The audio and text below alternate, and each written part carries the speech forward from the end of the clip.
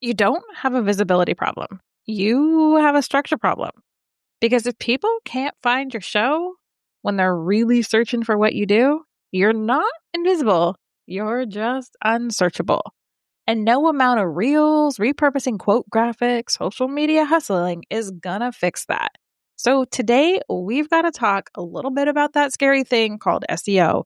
Doesn't have to be as overwhelming as you believe it is, but it is something that if you don't want to actually have to hustle to find each listener and you want to set your podcast up for legacy, meaning years from now people are still searching, you gotta look into this. Welcome to Beyond the Downloads, the show that dives deeper than stats and charts to reveal the real impact of your podcast.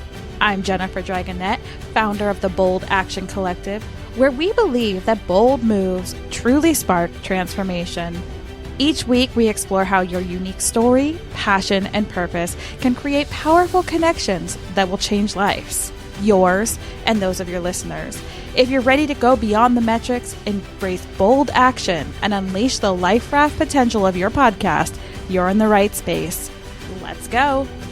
I'm not here to overwhelm you and make you go nuts with this SEO thing. It can be easy and it can be complex, but you have to at least be doing the high level easy version if you really want to capitalize on SEO and podcasting. Yes, podcast SEO does exist, but it is not as good as a Google search. It is not as good as some of these other searches. And we need to make sure that when we do have that possibility to come up in someone's search, that we've done it right. And I know you're all creatives because you're just like me. You want a cutesy title. Maybe you've argued with ChatGPT when you're trying to name a program because you're like, this sounds corporate. This sounds stuffy. This isn't cutesy enough.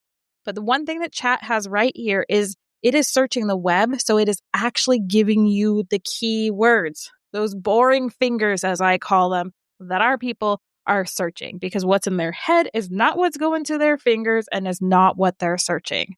And don't worry, I'm not here to turn you into some SEO bro with all these spreadsheets and keyword maps and all this other stuff. Granted, I do think that it's helpful. And that's why I'm running a 30-day podcast foundation sprint in December this year.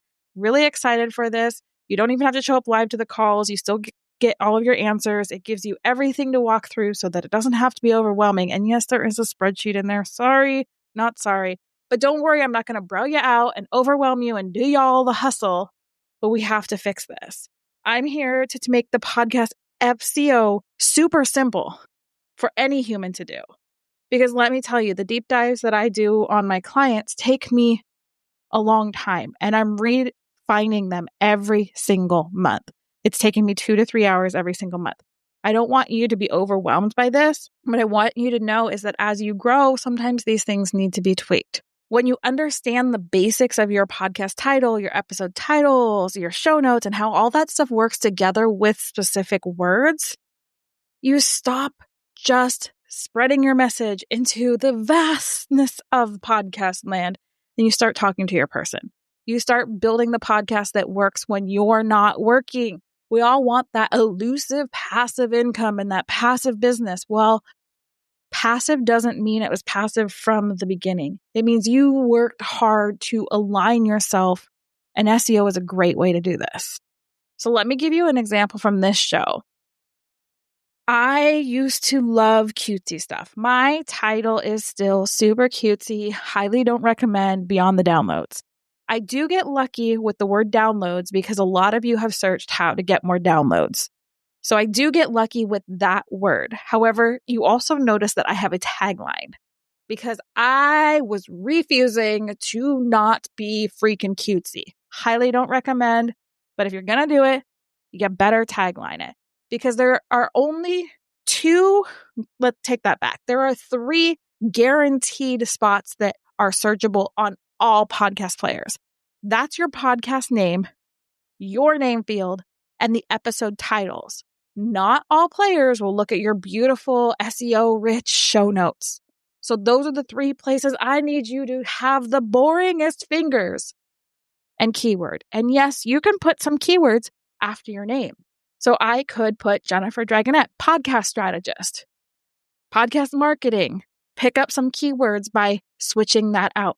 Do as I say, not as I do. I try to screw everything up so that you don't have to.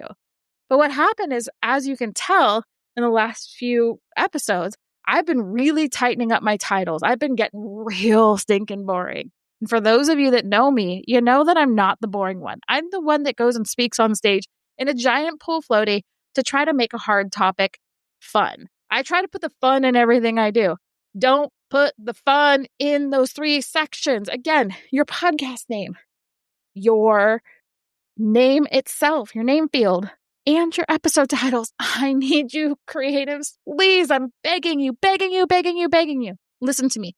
Be boring or hustle to find your listener.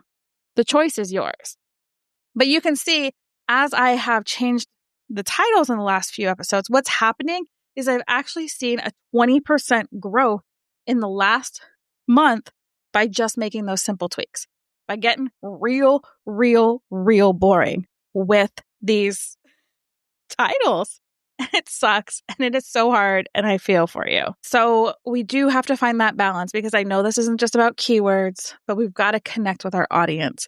And when we connect with our audience without actually talking to them, without actually going up to them and being like, hey, I have this thing, or I can help you in this way, we have to connect with those boring terms that they're searching.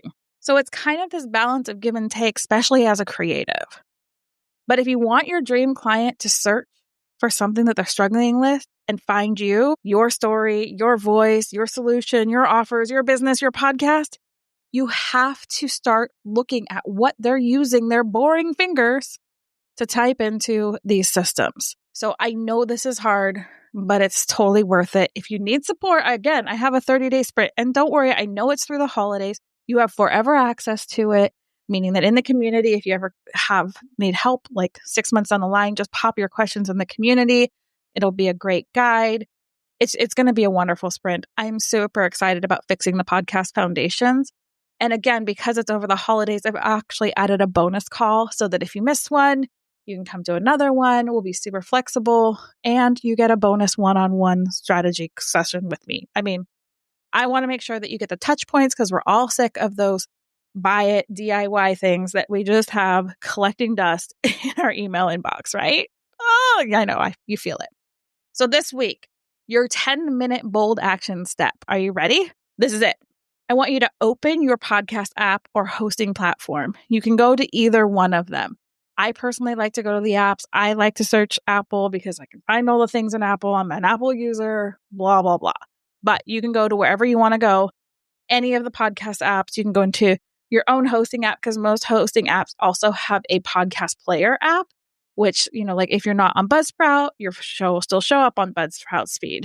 So just go to some of these places. And I want you to ask yourself, when you're looking at your show, would someone search for an exact phrase in one of these key places?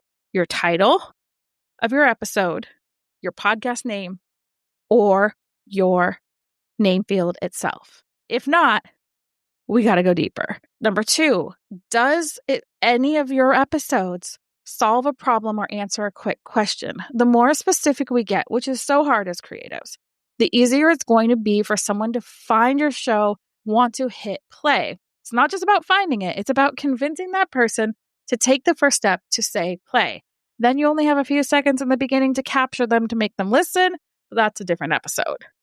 Number 3, would you click if you didn't know yourself? Maybe that cover art is a little outdated. Maybe they can't read it. I have a couple of clients that I have been begging, please fix this. We can't read your text. It doesn't make any sense. Like, it's too washed out, but they're going to stick to it through and through. But this actually holds you back. It's like a book on a book on a shelf, right?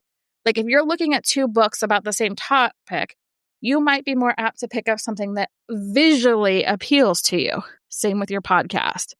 So if the answer is no to any of these 3 questions, number 1, would someone search for your exact phrases in any of those places? Number 2, does your podcast and your specific episode solve a problem or answer a question?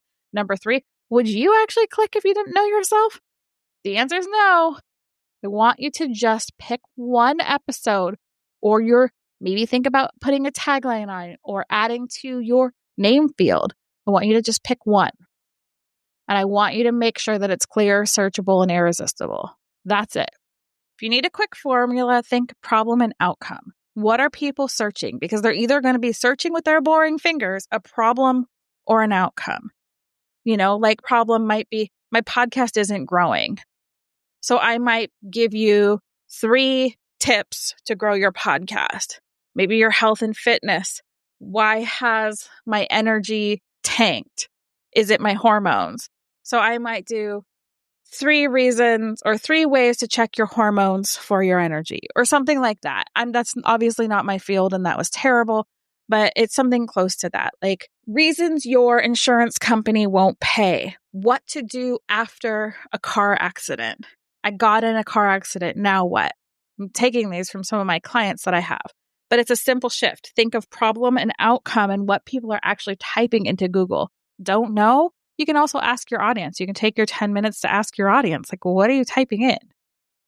And just remember what they tell you is not always what they're typing. So if you can do a quiz or something, even better. But anyways, your 10-minute action step is to ask yourself those 3 questions and rewrite and fix just one, whether you're fixing your show name, your name field, or at least one podcast episode. That's what I want you to do. And then I want you to move forward and see how that shifts. So if your show isn't being found, or you're not even sure where to look to fix it, this is exactly, again, why I'm doing that December foundation sprint. It's the foundations, SEO foundations, your show name. Let's get clear on everything. Let's give you that crystal clarity that will allow you to move forward and be found. Yes, it's more work up front, but in the long run, that's what's making your show legacy. This is why 2 years ago, when I stopped my first podcast, which is still out there, Feed Your Business with Love, is still getting downloads and the freebie attached to it is still getting signups.